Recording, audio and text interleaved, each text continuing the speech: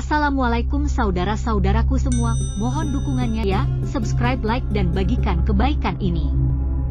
Semoga sahabat semua yang menyaksikan video ini, Allah mudahkan rezekinya dan bisa menjalankan umroh dan haji.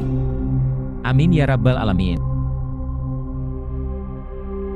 Bersama lagi dengan Istiqomah Islam. Dalam kesempatan kali ini saya akan membahas tentang sejarah kota Madinah. Tapi sebelum kulanjutkan, yang belum subscribe tolong subscribe agar tidak ketinggalan informasi terbaru dari Istiqomah Islam. Lanjut sejarah. Pada masa sebelum Islam berkembang, kota Madinah bernama Yatsrib, dikenal sebagai pusat perdagangan. Kemudian ketika Nabi Muhammad hijrah dari Mekah, kota ini diganti namanya menjadi Madinah sebagai pusat perkembangan Islam sampai beliau wafat dan dimakamkan di sana. Selanjutnya kota ini menjadi pusat kekhalifahan sebagai penerus Nabi Muhammad. Terdapat 3 khalifah yang memerintah dari kota ini, yakni Abu Bakar, Umar bin Khattab, dan Utsman bin Affan. Pada masa Ali bin Abi Thalib, pemerintahan dipindahkan ke Kufah di Irak karena terjadi gejolak politik akibat terbunuhnya Khalifah Utsman oleh kaum pemberontak. Selanjutnya ketika kekuasaan beralih kepada Bani Umayyah, maka pemerintahan dipindahkan ke Damaskus, dan ketika pemerintahan berpindah kepada Bani Abbasiyah, pemerintahan dipindahkan ke kota Baghdad. Pada masa Nabi Muhammad, penduduk kota Madinah adalah orang yang beragama Islam dan orang Yahudi yang dilindungi keberadaannya. Namun karena pengkhianatan yang dilakukan terhadap penduduk Madinah ketika Perang Ahzab, maka kaum Yahudi diusir keluar Madinah. Kini Madinah bersama kota suci Mekah berada di bawah pelayanan pemerintah Kerajaan Arab Saudi. Geografi. Secara geografis, kota ini datar yang dikelilingi gunung dan bukit-bukit serta beriklim gurun. Suhu tertinggi berkisar antara 30 derajat Celcius sampai 45 derajat Celcius pada waktu musim panas, dan suhu rata-rata berkisar antara 10 derajat Celcius sampai 25 derajat Celcius. Dari sektor ekonomi, terdapat sektor pertanian dan perkebunan, terlebih perkebunan kurma yang sudah dikenal sejak masa lampau, peternakan selayaknya penduduk Arab, serta perdagangan ditambah dengan sektor jasa, terutama jasa pelayanan para peziarah, di antaranya adalah usaha perhotelan dan penginapan.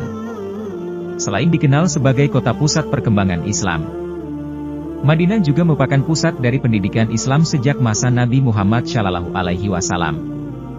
Juga banyak ulama-ulama dan cendekiawan Islam yang muncul dari Madinah, di antaranya adalah Imam Malik. Saat ini di Madinah terdapat berbagai jamiah, universitas, dan perguruan-perguruan tinggi Islam lainnya. Keutamaan kota Madinah sebagai salah satu kota suci umat Islam, Madinah memiliki sejumlah keutamaan, yaitu tempat yang diprioritaskan penyebutan namanya dalam Al-Quran. Yang menjadikan Madinah sebagai tanah haram, suci, adalah Allah Subhanahu wa Ta'ala. Pengharaman pemburuan dan buruan di Madinah.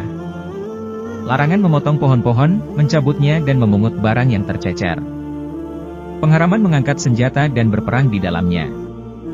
Mengharamkan bidah. Allah Subhanahu wa Ta'ala memilih Madinah sebagai tempat hijrah Rasulullah Shallallahu Alaihi Wasallam. Allah Subhanahu wa Ta'ala memilih Madinah sebagai tempat disemayamkannya jasad Rasulullah Shallallahu Alaihi Wasallam. Madinah dibersihkan dari syirik. Iman akan kembali ke Madinah. Keberkahan di Madinah dilipat gandakan. Dajjal tidak boleh memasuki Madinah. Madinah tidak akan dimasuki oleh rasa gentar terhadap Dajjal. Madinah tidak akan dimasuki oleh wabah taun. Perpindahan penyakit dari Madinah ke Jufah. Larangan membunuh ular sebelum diberi peringatan selama 3 hari karena para jin di sana banyak yang memeluk Islam dan mereka suka berubah bentuk menjadi binatang, di antaranya ular. Anjuran untuk tinggal di Madinah. Anjuran agar meninggal di Madinah. Orang-orang kafir tidak boleh memasuki Madinah. Alim ulamanya lebih alim dari ulama selainnya. Tanahnya sebagai penyembuh, syifa, syafaat bagi siapa saja yang sabar atas cobaan di Madinah. Setan putus asa untuk disembah di Madinah.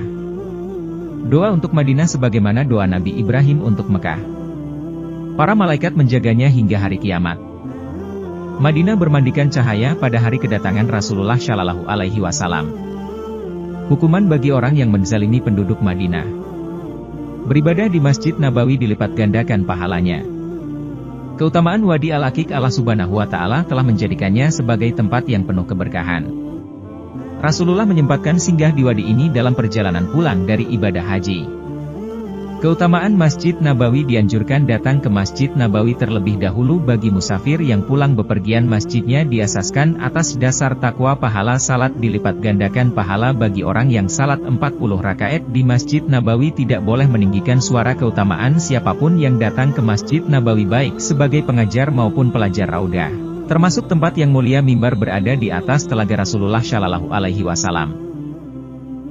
Demikian yang bisa saya sampaikan. Kalau ada kata yang kurang berkenan saya mohon maaf. Wabillahi taufik wal hidayah, waridho wal inayah, wal afu minkum. Wassalamualaikum warahmatullahi wabarakatuh.